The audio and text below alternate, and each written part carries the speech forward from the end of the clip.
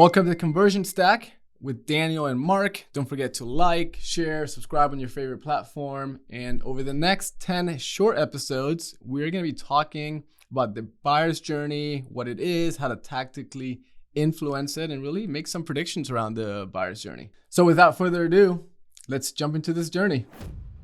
All right. Previously, we've talked about getting tactical with the buyer's journey, and we've hit ads.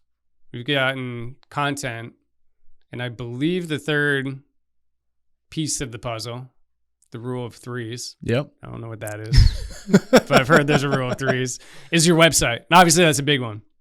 So tell me, like you did with the other two, how's your website kind of like fall into this buyer's journey of awareness? Why am I drawing a blank on the second phase? Consideration and then purchase. Yeah. The website's a super interesting one. I would say 5-10 years ago would really drive. It was a very important tool for the complete journey. Right now, we talked about the buyer being empowered, and so much research and consideration and awareness happens on other platforms, LinkedIn, review sites, peer reviews, all these things, that the website is more of a middle and bottom of funnel tool. Got it. I often, when I learn about a company, very, very rarely do I learn about that company the first time by going to their website. Right. It's when I'm in consideration stages that I go and learn and go to their about page and their feature set and everything else. It's happening off the website. Right. And so it's really important to think about your website as a buyer's journey tool. And how do we influence those stages of the buyer's journey? So if you're doing marketing right, let's say, by the time someone gets to your website, they should already have some other touch point that they know you from, right? Yep. Is that what you're saying? There's so like some kind of awareness. They've like heard of you or seen you or know their problem before they even got there. Of course. Got it. Is that kind of just because like Web 2.0 and like social media and like people spend their time in other places than like Ask Jeeves of like what's interesting today?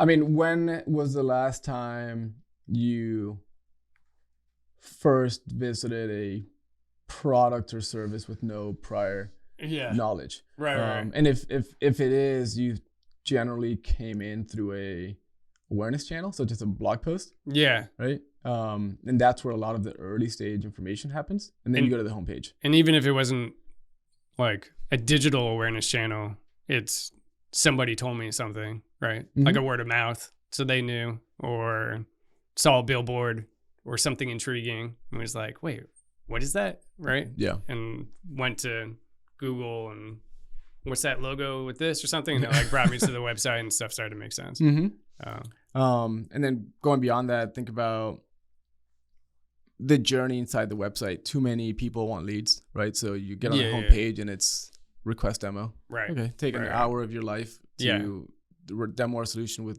zero prior knowledge. That just doesn't work. Right. So you want to have options for people that are in purchase stages where they do want to take that demo. You want to have paths for those that are in consideration stages that want to learn more about the product. Yeah. You want to have easy access to pricing, like we discussed in the previous segment.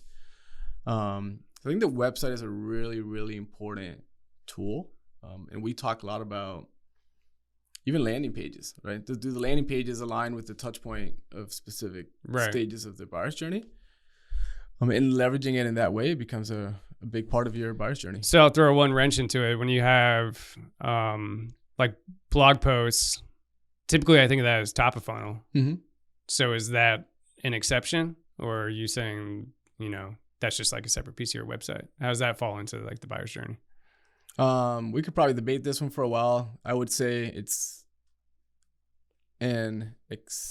there's some intent when someone reaches a blog post. That's typically an organic place. So they've gone online and said, how do I do X, or how do I learn more about X? Right. Because that might be their first touch point. Yeah. When they find the answer to whatever they're searching. Right. And then if you look at an average conversion rate from a blog post to a actual product website, it's extremely low. Right.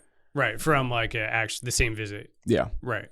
And likely if that's happening during the awareness stages, it might be weeks till they come back to your website, and then they'll be the first time they'll actually learn about I think the we've seen that with like some of our clients and trying to like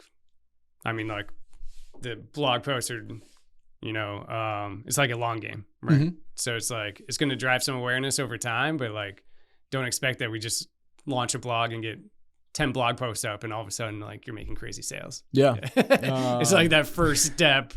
It's that first step in the process. And then to just move us a little bit past blog posts, the internet has evolved so much that blog posts are just not the key play anymore. Like, remember 5 years ago, it's all we were talking about. It's how we began all the research.